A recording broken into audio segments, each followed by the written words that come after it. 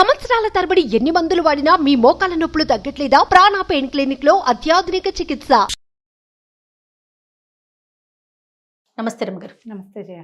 ఏదైనా మంచి కథ చెప్పుకుందామండి. పూర్వం ఒక ఊర్లో వెంకటావధాన్ గారిని చాలా గొప్ప పండితులు ఉండేవారు. ఆయనకి చక్కటి 4 కుమారుల తర్వాత ఒక బహు చక్కటి కూతురు పుట్టిందట.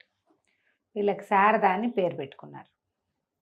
వీళ్ళ భలే తెలివిగలదు, చాలా తెలివైంది. అన్నయ్యలు చదువుకుంటూ ఉంటే ఇంట్లో అవి విని పిల్ల కూడా వచ్చేసేది.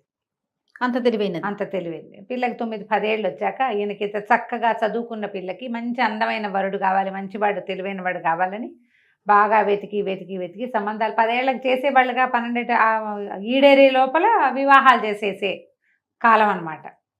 వెతికి దూర గ్రామంలో ఒక సంపన్న గృహస్థు గారి కుమారుణ్ణి చూశారు. ఆయన మహాపండితుడు, సంపన్నులు. పిల్లవాడి పేరు సూర్యశాస్త్రి. ఎంత అందమైన వాడో, 16 ఏళ్ళ వాడు. మహా అందంగా ఉన్నాడు, కుమారస్వామి వల్లే ఉన్నాడు. ఆ అందానికి పడిపోయి ఈయన పిల్లనిచ్చి పెళ్లి చేస్తామని సంబంధం కుదుర్చుకున్నారు. చక్కగా వివాహం అయింది. పిల్లకి 10 ఏళ్ళు, పిల్లవాడికి 16 ఏళ్ళు. వివాహం అయింది. అప్పుడే పిల్లని పంపరు కదా, ఉంచుకుంటారు వాళ్ళ దగ్గర. ఒక 4 సంవత్సరాల పాటు ఆ పిల్ల అప్పుడప్పుడు అత్తారింటికి వచ్చేది. కానీ ఆ పెద్దగా దూరదేశం, దూరం కూడా. 1-2-3 సార్లు అమ్మాయి వచ్చింది ఏవో నోములు తీర్పించడానికి, లేదా వాళ్ళ అమ్మ వచ్చేది, కుర్రవాడి తల్లి. పెద్దగా భార్యతో అతనికి స్నేహం ఏర్పడలా, చూడలేదు కూడా పెద్దగా. ఒక 4 సంవత్సరాల తర్వాత పిల్ల పెద్దదైందని ముహూర్తాలు అవి పెట్టుకోవచ్చని వాళ్ళు చెబితే బయలుదేరి పిల్లవాడు వచ్చాడు. కుర్రాడు వస్తే వాడు అందానికి వీళ్ళు అసలు ఎంత మైమర్చిపోయారు, ఎంత బాగున్నాడు. అయితే ఏమైంది, భోజనాలకు దేమో కూర్చున్నారు, మాట్లాడుకుంటుంటే వీళ్ళు బావమరుదులు 4 బాగా చదువుకున్నవాడు. సూర్యశాస్త్రికి విద్యాగంధమే లేదు. అతని తండ్రి పెద్ద సంపన్న గృహస్థు, పండితుడు. ఆయన శాస్త్ర చర్చల్లో అక్కడ ఉండేవాడు. అతని కొడుకుని చదివించే ప్రయత్నం ఆయన చేయలే. ఉన్నాయి వాళ్ళకి సంపదలు, పెద్ద చదువు మీద ఆసక్తి చూపించలేదు పిల్లవాడు, వదిలేశారు. వాళ్ళు ఆ మాట ఈ మాట మాట్లాడి ఏదో శాస్త్ర చర్చ చేసి, మీరేమంటారండి బావగారు అంటే, అతను నన్న అబ్బాయి అన్నాడు. అబ్బాయికి ఏం తెలుసు, తెలియతే ఆ చెల్లెలు ఈ పిల్ల ఉంది కదా, అప్పటికి ఓ 14-15 ఏళ్ళు వచ్చినాయి, 14 ఏళ్ళు వచ్చినాయి.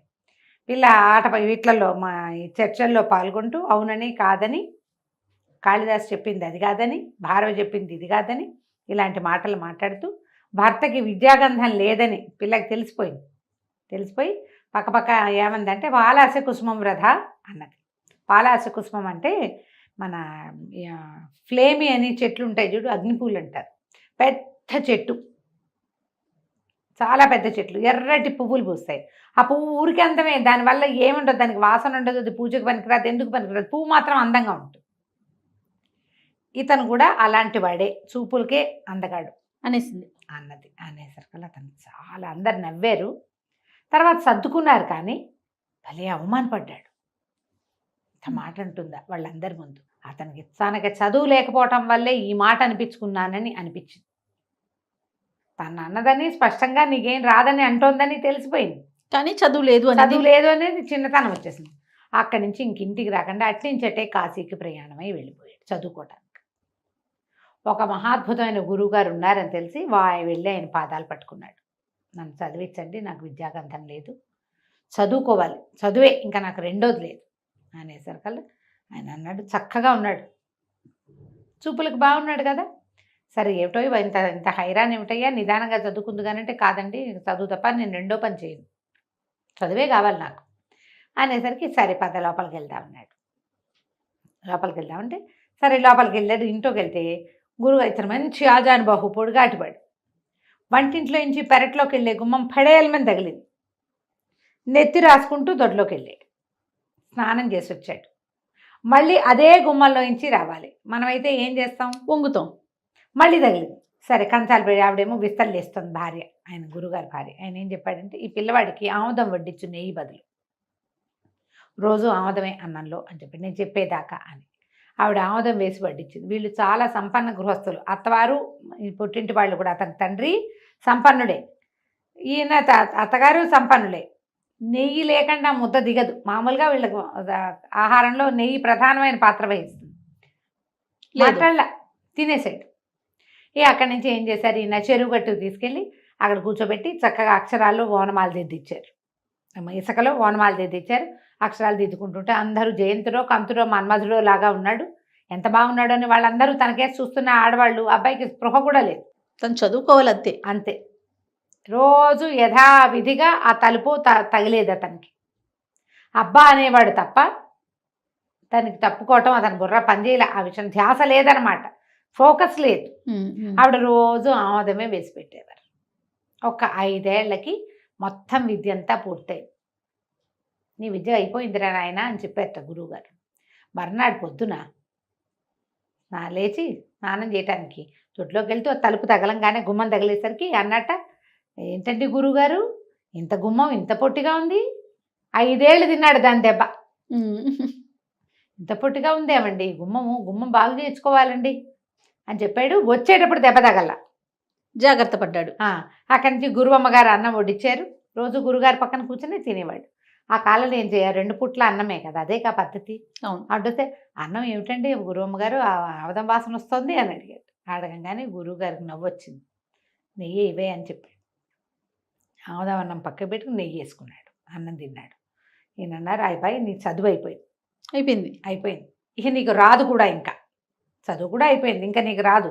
అంటే నీకు ప్రాపంచిక విషయాల పట్ల దృష్టి ఉన్న వాడికి చదువు రాదు, చదువు వచ్చేవాడికి మిగిలినవేవి పట్టవు, చదువు మీదే ఉంటాడు వాడు.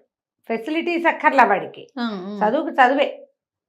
ఇప్పుడు బాగా చదువు రావడానికి ఎక్కువ కారణాల్లో పెద్ద ప్రధానమైన కారణం ఫోకస్ లేకపోవటం, అంతే. వేరే విషయాల మీద ఉంటుంది, దీని మీద ధ్యాస లేదు. నువ్వు ఇంక ఇంటికి వెళ్ళిపోవచ్చు చెప్పారు. చెప్పితే సరే మర్నాడు బయలుదేరి గురుగారు అనుజ్ఞ తీసుకుని కాశీ గంగని అప్పుడు కావళ్లలో తీసుకుని వెళ్ళేవాళ్ళట. గంగకు ఆవిడ ఎత్తుకుని బయలుదేరాడు. మొదట అత్తవారి ఊరే తగులుతుంది ఇంటికి వెళ్ళేటప్పుడు. ఎన్ని రోజులు ప్రయాణం చేస్తుంటాడు ఆయన ఆ కాలంలో. సరే అత్తవారింట్లో ఊర్లోకి ప్రవేశిస్తే సరే అక్కడ పెద్ద చెరువు ఉంది, ఆ చెరువు గట్టు మీద విడిది పెట్టుకున్నాడు. ఆగాలి, 2 పూటలు ఆగాలి కదా. కావిడి అది దించుకున్నాడు, స్నానం సంధ్య చేస్తే ఆ ఊళ్ళో అప్పటికి అంతకుముందు బావమరుదులు కొంచెం చిన్నవాళ్ళు కదా, 5-6 ఏళ్ళ నాడు. ఇప్పుడు బాగా మంచి పేరు తెచ్చుకున్నారు, బాగా సెటిల్డ్గా ఉన్నారు వాళ్ళు. చెరువుకి సంధ్యావందనానికి వచ్చి ఇట్లా ప్రవరాక్షుడిలాగా వెలిగిపోతున్నాయి తను చూసి, మా ఇంటికి రండి సాపాటి కానీ భోజనానికి రండి అని తీసుకుపోయారు. భోజనం మా ఇంట్లో గుర్తుపట్టారా వాళ్ళు? గుర్తుపట్ల. ఇంటికి తీసుకెళ్లారు. ఇంటికి తీసుకెళ్తే ఆ కాలం ఏంటంటే ఇట్లా అవమానపడి అల్లుడు అత్తవారింట్లో నుంచి వెళ్ళిపోయి ఆత్మహత్య చేసుకుంటాడని నమ్మారట వాళ్ళు. చుట్టుపక్కల వాళ్ళంతా ఆ భర్త అప్స్కార్డ్ అయిపోతే పిల్లని ఇట్లా అలంకారం చేసుకొని ఇస్తారని ఆసెమ్మ ఓసెమ్మ అందరూ బుగ్గలు నొక్కుకుంటున్నారని పిల్లకి శిరోముండనం చేయించేసేవారు శారదకి. అయ్యో, అతను ఎక్కడ ఏమైపోయాడో వీళ్ళకి తెలియదు. అయితే ఆ విస్తళ్ళు వేశారు. ఆ అమ్మాయి వంట చేస్తోంది, వడ్డం చేయటానికి వచ్చింది, తల మీద వస్త్రం వేసుకు. సరే ఏమైందట, చారు పోసింది చేతిలో. చారు పోస్తే చారు ఘుమఘుమలాడుతోంది. ఘుమఘుమలాడాల్సిన చారు ఘుమఘుమ లేదు, ఎందుకంటే అందులో ఉప్పు లేదు. ఈయన అన్నట్ట చారు సమ్మిశ్రితం, శ్లోకం పూర్తిగా గుర్తులేదు నాకు, ఏమంటారు దాన్ని, మన అల్లము అవి వేసున్నాయి, కొంచెం కించిన లవణం చేతి ఇంకొద్దిగా ఉప్పు ఉంటే బాగుండేది, పాలాస కుసుమం వృధా అన్నాడు. ఎట్లా పాలాస కుసుమం అందంగా కనపడుతుంది, అన్నీ ఉంటాయి కానీ దానికి వాసన లేదు, కొంచెం ఉప్పేస్తే పాలాస కుసుమం లాగా వృధా అవ్వకుండా ఉండేది ఇది అనేసరికల్లా అని అమ్మాయికి వేసి చూశాడు. భార్యను చూస్తే జాలేసింది అతనికి. తను లేచి వెళ్ళిపోవటం వల్ల అవమానపడే అల్లుడు వెళ్ళిపోయాడని ఈ అమ్మాయికి జుట్టు లేకుండా పాపం దానికి తెల్ల బట్టలు కట్టించి వెలుగులేని జీవితంలో ఉంది. జాలేసింది కానీ ఆ లోపల అవమానపడిన ఉడుకు పోలేదు ఆయనకి. వాళ్ళ ముందు తనను అవమానపరిచిన వేడి పోలేదు అని ఈ మాటలన్నీ ఆ అమ్మాయి మొహం కేసి చూసేసరికల్లా ఆవిడ కూడా ఆ పాలాస కుసుమం వృధా గుర్తొచ్చింది.